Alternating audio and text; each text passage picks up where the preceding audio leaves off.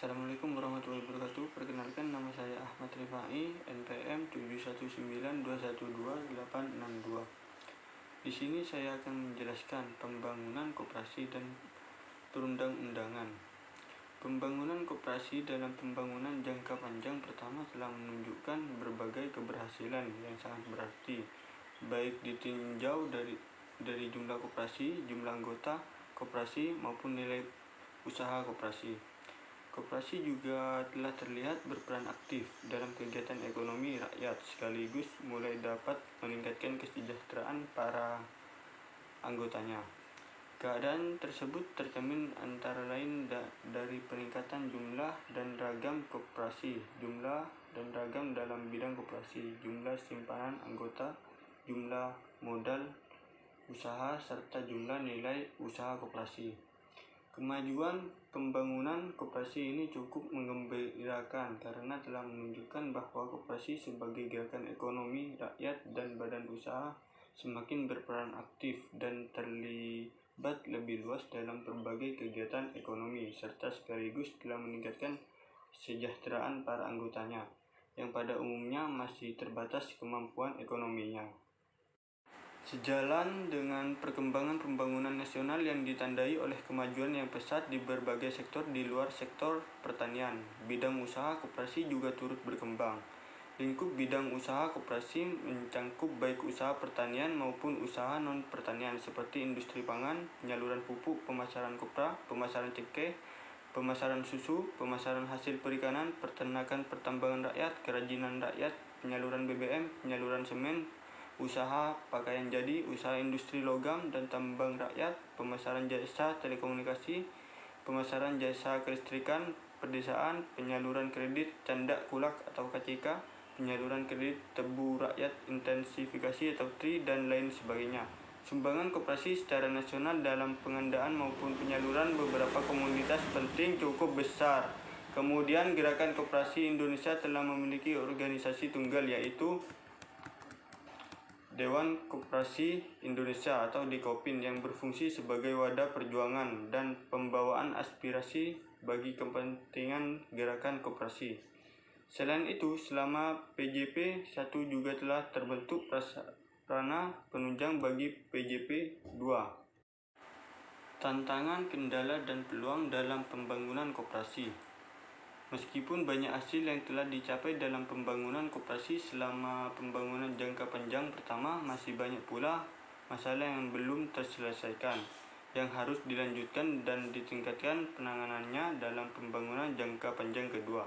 Sebagai tantangan untuk mewujudkan cita-cita perkoperasian seperti diamanatkan dalam Undang-Undang Dasar 1945, hingga saat ini, karena berbagai alasan ekonomi dan non-ekonomi, koperasi pada umumnya belum dapat melaksanakan sepenuhnya prinsip koperasi sebagaimana yang telah dicita-citakan, sehingga koperasi sebagai badan usaha dan gerakan ekonomi rakyat belum dapat mengembangkan sepenuhnya potensi dan kemampuan dalam memajukan perekonomian nasional dan meningkatkan kesejahteraan anggotanya.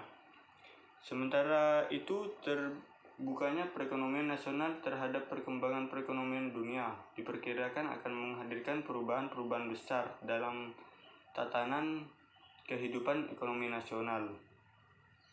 Sebagai sokoguru perekonomian nasional maupun sebagai bagian integral dari tatanan perekonomian nasional, peran koperasi sangat penting dalam menumbuhkan dan mengembangkan potensi ekonomi rakyat. Dalam hal ini, koperasi sebenarnya memiliki ruang gerak dan kesempatan usaha yang luas, terutama dalam hal yang menyangkut kepentingan kehidupan ekonomi rakyat. Namun dalam kenyataannya, koperasi masih menghadapi beberapa hambatan struktural dan sistem untuk dapat berfungsi dan berperan sebagaimana yang diharapkan, antara lain dalam memperkukuh perekonomian rakyat sebagai dasar kekuatan dan ketahanan perekonomian nasional. Dengan demikian, yang menjadi tantangan adalah mewujudkan koperasi baik sebagai badan usaha maupun sebagai gerakan ekonomi rakyat agar mampu berperan secara nyata dalam kegiatan ekonomi rakyat.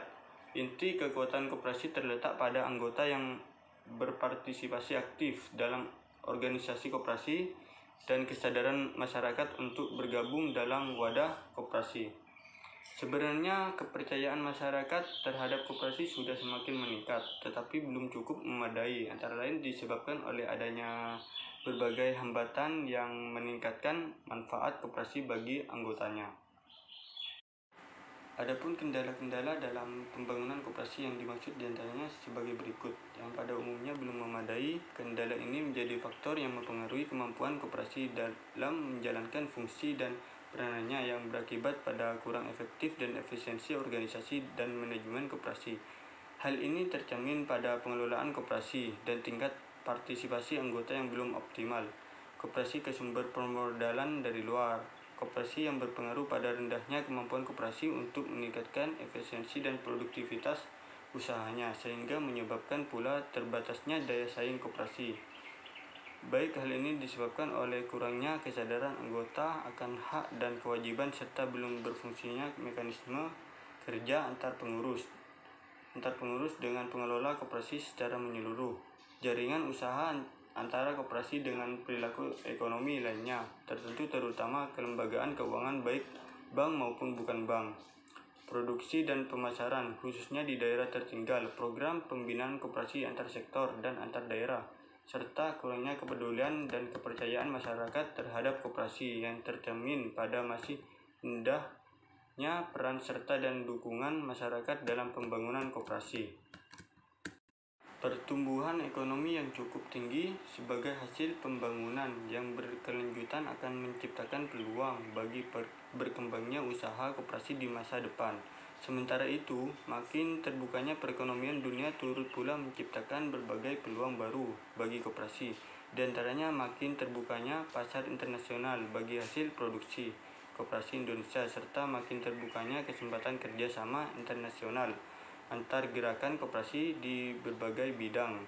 Perubahan struktur perekonomian nasional menciptakan peluang untuk lebih berkembangnya koperasi pedesaan atau koperasi unit desa atau KUD yang berusaha di bidang agrobisnis, agroindustri, dan industri pedesaan lainnya.